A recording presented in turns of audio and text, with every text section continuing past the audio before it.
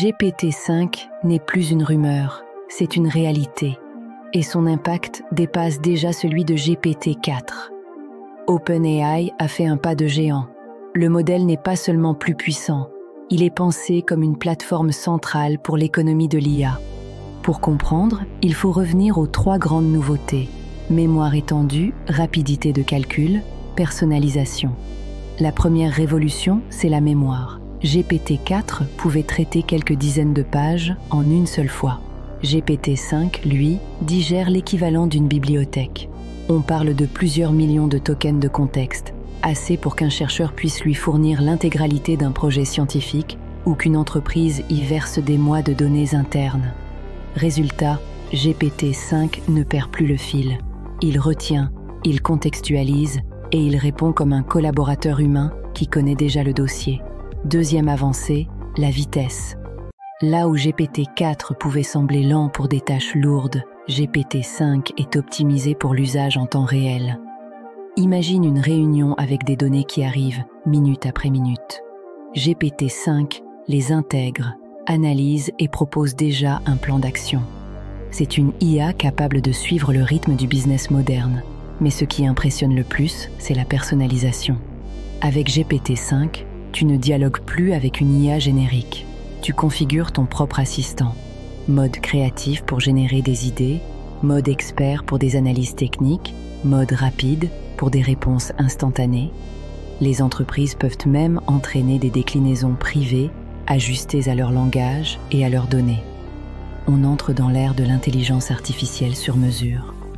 Concrètement, ça change quoi? Pour un étudiant, GPT-5 devient le tuteur idéal. Pour un entrepreneur, c'est un consultant disponible 24 heures sur 24. Pour un médecin, c'est une base de connaissances qui analyse des milliers d'articles scientifiques en quelques secondes. Et pour un investisseur, c'est l'outil qui décortique les tendances des marchés en temps réel. Mais derrière l'innovation, il y a un enjeu stratégique. OpenAI ne joue plus seulement contre Google ou Meta. Avec GPT-5, ils posent un standard. En intégrant le modèle directement à Microsoft Office, Azure et Windows, OpenAI rend son IA omniprésente dans le quotidien professionnel. Résultat, des millions d'entreprises utilisent GPT-5 sans même le savoir. Cette domination inquiète. Certains chercheurs rappellent que plus l'IA devient puissante, plus elle concentre le pouvoir. Qui contrôle GPT-5 contrôle l'accès à la connaissance. Et malgré les garde-fous annoncés, le modèle peut être détourné. On a déjà vu des utilisateurs créer des agents GPT-5, capables d'automatiser des campagnes marketing, d'écrire du code complexe, ou même de simuler des personnalités. Est-ce une opportunité ou un danger? Probablement les deux. L'opportunité d'accélérer la productivité, l'innovation, l'éducation, mais aussi le risque de voir des métiers disparaître plus vite qu'anticipé. Des rédacteurs, traducteurs, analystes financiers témoignent déjà. Ce que GPT-4 commençait à grignoter, GPT-5 l'absorbe sans effort. Alors, où cela nous mène-t-il? GPT-5 n'est pas une simple mise à jour. C'est une infrastructure. OpenAI veut que tu ne puisses plus travailler, apprendre ou créer sans passer par leur IA. Et face à ça, Google, Apple, Meta et Anthropic s'organisent. Reste bien jusqu'à la fin de cette vidéo, car dans quelques minutes, on va comparer GPT-5 avec Gemini 2.0, l'arme de Google. Et là, la bataille prend une autre dimension. Abonne-toi à Néo Mystère pour suivre chaque étape de cette guerre technologique. Si GPT-5 est le nouveau standard, Google ne pouvait pas rester spectateur. Avec Gemini 2.0 dévoilé cet été, le géant de Mountain View répond coup pour coup à OpenAI. Mais au lieu de jouer sur la seule puissance brute, Google mise sur ce qu'il maîtrise depuis toujours, les données, l'écosystème et la recherche universelle. La première différence, c'est l'approche multimodale native. Là où GPT-5 reste majoritairement textuel avec des extensions, Gemini 2.0 a été conçu dès le départ pour comprendre texte, images, vidéos, codes, sons et même signes au temps réel comme les données de capteurs. Résultat, Tu peux lui fournir une vidéo complète et il t'explique ce qui s'y passe, en détail, en reliant chaque scène à des références externes. Imagine une salle de classe virtuelle. L'enseignant diffuse une vidéo historique, Gemini 2.0 l'analyse en direct, ajoute des cartes interactives, propose des questions, cite des sources fiables. On ne parle plus d'une IA qui aide, on parle d'une IA qui structure l'apprentissage. Deuxième force, l'intégration Google, Gmail, Drive, Doc, Maps, YouTube. Gemini 2.0 est partout. Tu reçois un mail avec une pièce jointe complexe, l'IA la lit, la résume et génère un plan d'action. Tu consultes Maps, Gemini t'indique non seulement l'itinéraire, mais aussi les statistiques de trafic en temps réel et les options écologiques. Tu regardes YouTube, Gemini 2.0 analyse la vidéo et propose directement les concepts associés. C'est une IA omniprésente dans la vie numérique. Mais là où Gemini frappe fort, c'est sur la précision factuelle. Google a toujours été critiqué pour ses hallucinations avec Bard. Avec Gemini 2.0, ils ont couplé le modèle à la base de données de recherche mondiale. Chaque réponse peut être vérifiée, sourcée et mise en contexte. Pour le grand public, c'est rassurant. Pour les entreprises, c'est une garantie de crédibilité. Prenons l'exemple de la finance. Un analyste demande « Quelles sont les tendances du marché des cryptos cette semaine ?» GPT-5 va générer une analyse basée sur ses données d'entraînement et ses éventuelles connexions. Gemini 2.0, lui, croise les données avec les articles publiés à l'instant sur Bloomberg, Reuters, CoinDesk. Résultat, une réponse qui mélange l'intelligence prédictive de l'IA et l'actualité brute du web. Évidemment, Google ne s'arrête pas là. Gemini 2.0 est pensé pour l'automatisation massive. Dans Google Cloud, les entreprises peuvent créer des agents qui orchestrent des tâches complexes, vérifier des milliers de contrats, analyser des vidéos de sécurité, gérer des campagnes marketing mondiales. Là où GPT-5 donne des outils, Gemini 2.0 veut fournir des systèmes complets. Mais ce n'est pas sans critique. Certains chercheurs estiment que Google, en centralisant encore plus les usages, renforce sa domination sur les données mondiales. D'autres s'inquiètent du fait que Gemini soit connecté en temps réel à la recherche.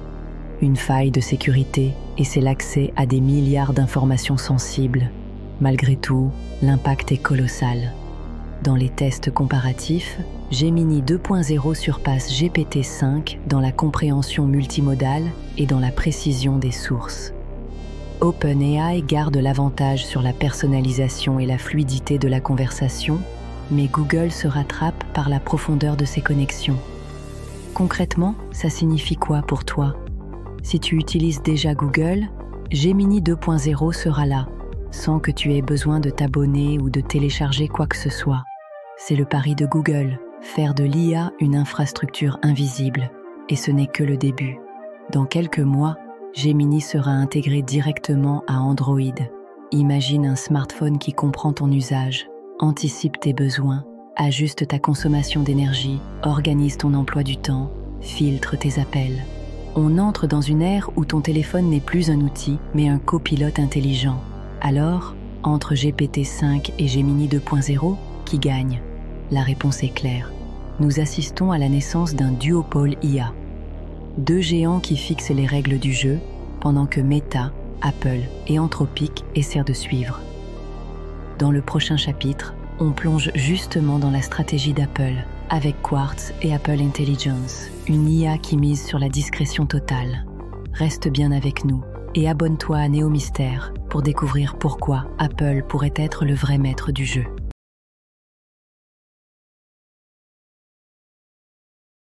Pendant qu'OpenAI et Google se battent à coups de modèles surpuissants, Apple a choisi une autre voie. Pas de conférences tonitruantes, pas de démonstration tape à l'œil. Leur stratégie repose sur une idée simple. L'IA la plus puissante est celle que tu ne vois pas. C'est ce qu'Apple appelle Quartz, intégré dans le projet plus large baptisé Apple Intelligence. Ici, pas de chatbot séparé. L'intelligence artificielle est dissoute dans chaque fonction de ton iPhone, de ton Mac et même de ta montre. Concrètement, ça donne quoi? Tu ouvres l'app photo et au lieu de chercher manuellement une image, tu dis simplement « Montre-moi les photos prises à Paris où je porte un manteau rouge ». Et là, magie, toutes les photos s'affichent. Tu rédiges un mail et ton iPhone propose automatiquement une version plus claire, plus polie, adaptée à ton interlocuteur. Tu planifies un rendez-vous et ton agenda ajuste tout seul tes déplacements en fonction du trafic et de ta routine. C'est ça, Apple Intelligence. Une couche invisible qui fluidifie chaque geste numérique. Mais le plus impressionnant, c'est la gestion locale. Là où GPT-5 et Gemini s'appuient sur d'énormes serveurs cloud, Apple a investi pour que la majorité des calculs se fassent directement sur ton appareil. Ça veut dire deux choses. Tes données privées ne sortent pas de ton iPhone. L'intelligence artificielle répond instantanément, même sans connexion Internet. En plein air des scandales de confidentialité, c'est un argument qui frappe fort. Apple promet « Ce que vous faites sur votre iPhone reste sur votre iPhone ». Évidemment, il y a aussi une intégration à Siri, mais Siri n'est plus le même. Avec Quartz, il devient proactif. Tu lui dis « Rappelle-moi de prendre mon passeport demain matin ». Et au lieu de créer un rappel bête et méchant, Siri scanne ton agenda, voit que tu pars à l'aéroport à 8 heures et t'envoie la notification pile au moment où tu quittes la maison. On passe d'un assistant vocal passif à un copilote contextuel. Ce choix de l'invisibilité a une logique business très claire. Contrairement à Google ou OpenAI, Apple ne veut pas que tu penses à lancer une IA. Ils veulent que tu oublies son existence, parce qu'elle est déjà partout. Résultat, aucun abonnement supplémentaire, pas d'app à installer. Tu achètes un iPhone, tu achètes aussi Apple Intelligence. Et ça, c'est un coup de génie marketing. Car au lieu de dépendre d'une guerre de modèles, Apple transforme son parc d'appareils en une plateforme IA massive, déjà installée chez des centaines de millions d'utilisateurs. Les applications sont infinies. Tu dictes un SMS et l'IA le transforme en message professionnel. Tu reçois une photo floue, l'IA la corrige. Tu filmes une réunion. L'intelligence artificielle génère un résumé structuré avec les décisions clés. Tout ça sans que tu aies l'impression d'utiliser une IA. Mais attention, Apple ne se contente pas d'annoncer. Ils avancent avec leur écosystème. L'Apple Watch, par exemple, peut déjà détecter des anomalies cardiaques. Avec Quartz, elle ira plus loin. Analyser tes habitudes de sommeil, ton niveau de stress, ton exposition à la lumière, et te donner des recommandations précises pour améliorer ta santé. Ton iPhone, lui, deviendra un véritable coach de productivité. Et côté entreprise, Apple Intelligence ouvre une brèche. Imagine une réunion d'équipe filmée sur iPhone. Quartz en extrait les tâches, crée des rappels partagés, génère un compte-rendu. Les boîtes n'ont rien à installer. L'outil est déjà dans les poches de leurs employés. Bien sûr, certains pointent les limites. Quartz n'est pas conçu pour coder des applications complexes ou générer des romans de 500 pages. Là-dessus, GPT-5 ou Claude resteront meilleurs. Mais Apple ne cherche pas à rivaliser sur la création brute. Leur terrain, c'est l'usage quotidien, fluide et discret. Et ça marche. Dans les premiers retours utilisateurs, beaucoup disent une chose frappante. Je n'ai plus l'impression d'utiliser une IA. Mon iPhone est juste plus intelligent. C'est exactement ce qu'Apple voulait. Pas un produit à part, mais une évolution invisible. Et ce n'est pas tout, car dans le prochain chapitre, on plonge dans Meta et Llama 3.2, l'IA open source qui veut faire tomber les géants fermés.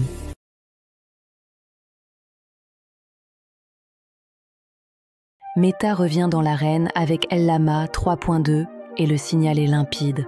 L'open source n'a pas dit son dernier mot, alors que GPT-5 OpenAI et Claude 4.1 Anthropic progressent dans des environnements fermés. Meta choisit l'effet réseau, multiplier les déploiements, accélérer les itérations et laisser la communauté pousser le modèle là où une seule entreprise ne pourrait pas aller assez vite. Pour les CTO, les startups et les labs, c'est un levier stratégique. Baisser le coût d'entrée et augmenter la vitesse d'expérimentation. Qu'est-ce que ça change concrètement? D'abord, le contrôle. Avec Llama 3.2, tu peux auto-héberger, auditer, intégrer ton propre RAG, Retrieval Augmented Generation, brancher un moteur d'outils, ajouter ta télémétrie, ton monitoring, tes garde-fous. Tu n'attends pas une fonctionnalité côté API, tu la construis. Ensuite, le coût, en exécutant localement ou sur ton cloud, des variantes optimisées, quantisées, distillées. Tu réduis la facture par requête, tu gardes la maîtrise des données et tu peux scaler avec tes propres priorités. Enfin, la conformité. Pour certaines industries, santé, finance, secteur public, garder les données en interne n'est pas un luxe, c'est un prérequis. L'open source facilite ce data residency by design. Sur la qualité, le débat est plus nuancé. Les meilleurs modèles fermés gardent souvent une avance sur les benchmarks globaux, raisonnement long, ultra long contexte, hallucination réduite. Mais l'écart se referme vite sur des cas d'usage spécialisés. Pourquoi ? Parce que l'open source excelle en fine-tuning ciblé. Tu alignes le modèle sur ton vocabulaire, tes scénarios, tes formats d'output. Une équipe produit bien organisée peut, en quelques semaines, obtenir un modèle Llama 3.2 ajusté qui bat les fermés sur son terrain. SLA, latence, exactitude métier, respect des schémas. Côté outillage, l'écosystème bouillonne. Serveur d'inférence haute perf, VLLM, TensorRT, LLM, librairie de quantisation, AWQ, GPTQ, framework d'orchestration, LangChain, Llama Index, serveur d'évaluation, Ragas, Giscard, et des modèles de sécurité, modération, jailbreak detection, open source. Résultat, tu passes plus de temps à designer le flux de valeur et moins à attendre un prochain modèle miracle. Les risques, ils existent. L'open source diminue la barrière à l'usage, pour tout le monde, y compris les acteurs malveillants. La réponse ne peut pas être de renoncer. Elle doit être architecturale, politique d'accès, filtre d'entrée-sortie, traçabilité, watermarking, sandbox d'outils, revue humaine sur les actions sensibles. L'autre risque, c'est la dispersion. Trop d'options, pas assez de discipline. La bonne stratégie consiste à figer un stack minimal, modèle plus serveur plus RAG et plus évaluation, et à itérer dessus, au lieu de tout réécrire à chaque nouveauté. Pour le go-to-market, Llama 3.2 change la dynamique. Des PME peuvent livrer des assistants internes puissants, des éditeurs SaaS sortir des features IA crédibles en quelques sprints, des agences marketeurs un copilote de niche, immobilier, assurance, juridique, industrie, à un coût soutenable. Et à l'échelle, de grands groupes bâtissent des centres d'excellence IA pour factoriser les briques, haute, sécurité, data, évaluation et industrialiser le déploiement multi-BU. Faut-il choisir un camp ? Non. La meilleure pile est souvent hybride. 1 ou 2 modèles fermés pour les tâches génériques difficiles, raisonnement long, multilingue premium, vision plus texte pointu, un Llama 3.2 ou plusieurs pour les workflows spécialisés ou la personnalisation, le coût et le contrôle des données prime. Conclusion nette. Llama 3.2 ne tue pas les modèles fermés. Il redistribue l'avantage, là où l'agilité, la confidentialité et l'économie d'échelle locale comptent le plus. Si tu diriges un produit, ne te demande pas qui gagne, demande-toi où l'open source me fait gagner maintenant. C'est là que se joue l'avance.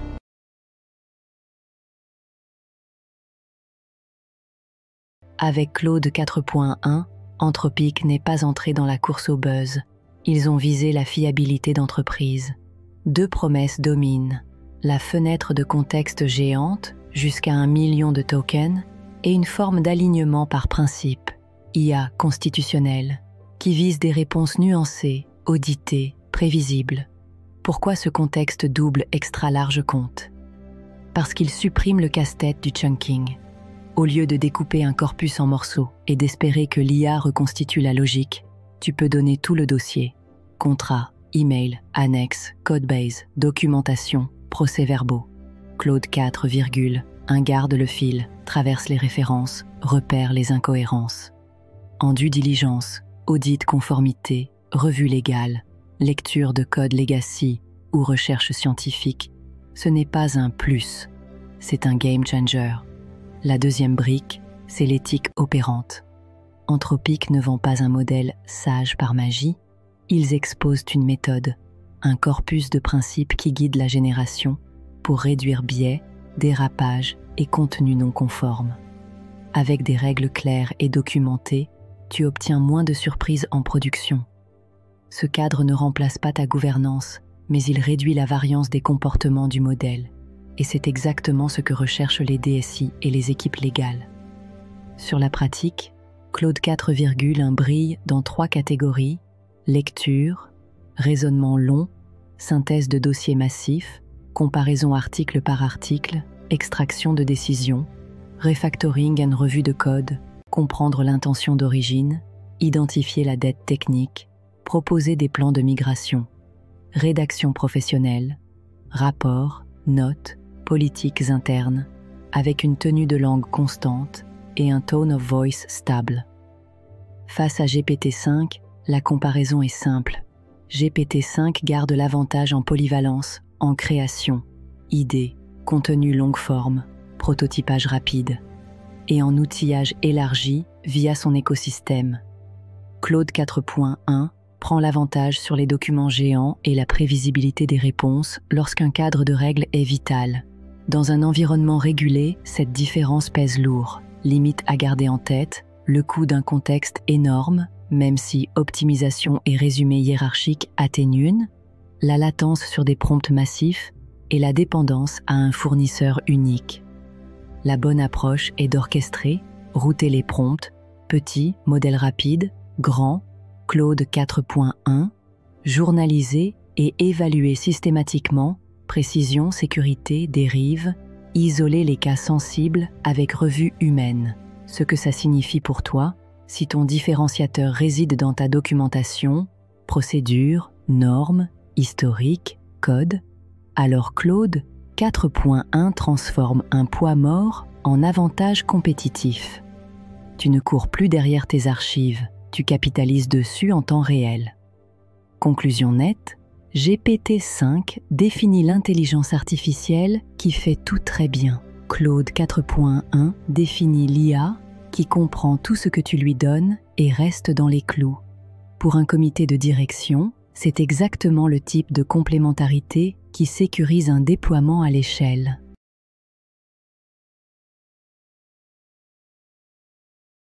Au-delà des grands modèles, 2025 marque l'entrée de l'IA ambiante. Elle s'infiltre dans les objets qu'on porte, les apps qu'on consulte, les décisions qu'on prend. 3 nouveautés illustrent ce virage, grand public, valeur immédiate. HTC, Vive Eagle, l'assistant vocal Xiaomi, voiture à maison, et Robinhood Digest. HTC, Vive Eagle, d'abord, des lunettes ultra légères avec IA embarquée. Traduction vocale en direct, sous-titres contextuels, rappel intelligent, capture résumé des moments importants.